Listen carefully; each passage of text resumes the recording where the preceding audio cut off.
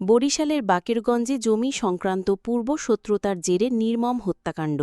ঘরে ঢোকে গৃহবধূকে গলা কেটে হত্যা, গ্রেফতার বাবা ও ছেলে।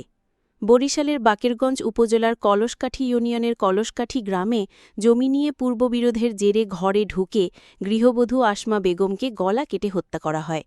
৫ দিন পর এই ঘটনায় পুলিশ গ্রেফতার করেছে বাবা ছেলেকে। রবিবার ২২ জুন সন্ধ্যায় কলসকাঠি বাজার থেকে আসামি মোস্তফা হাওলাদার ও তার ছেলে শফিকুল ইসলামকে গ্রেফতার করে বাকেরগঞ্জ থানা পুলিশ। এটা একটা পূর্ব পরিকল্পিত হত্যা জানিয়েছেন তদন্ত কর্মকর্তা উপপরিদর্শক রফিকুল ইসলাম। পুলিশ ও পরিবার সূত্রে জানা গেছে, গত ১৭ জুন মাগরিবের নামাজের সময় আসমা বেগম একা ঘরে ছিলেন। সেই সুযোগে অভিযুক্তরা ঘরে ঢুকে ধারালো অস্ত্র দিয়ে কুপিয়ে রক্তাক্ত অবস্থায় ফেলে রেখে পালিয়ে যায়। পরিবারের সদস্যরা বাইরে থাকায় কেউ কিছু বুঝতে উঠতে পারেনি। মৃত্যুর আগ মুহূর্তে স্বামী আবুল হোসেনকে মোবাইল ফোনে শেষ দেখা করার জন্য অনুরোধ করেছিলেন আসমা বেগম। বাসায় ফিরে তিনি দেখতে পান স্ত্রী রক্তাক্ত অবস্থায় পড়ে আছেন।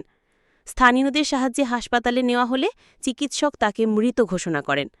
পরদিন নিহতের ছেলে আতিক বিল্লাহ বাকেরগঞ্জ থানায় মামলা দায়ের করেন, মামলা নং ২৯।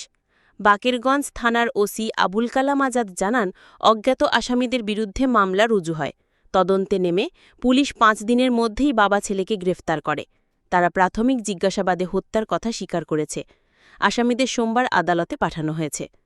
নতুন আপডেট ও সর্বশেষ খবর পেতে ফলো করুন নিউজ গ্রাম বাংলা পেজ আর সাবস্ক্রাইব করুন ইউটিউব চ্যানেল নিউজ গ্রাম বাংলা টিভি। সত্য সংবাদের সাথে থাকুন, নিউজ গ্রাম বাংলার সাথেই থাকুন।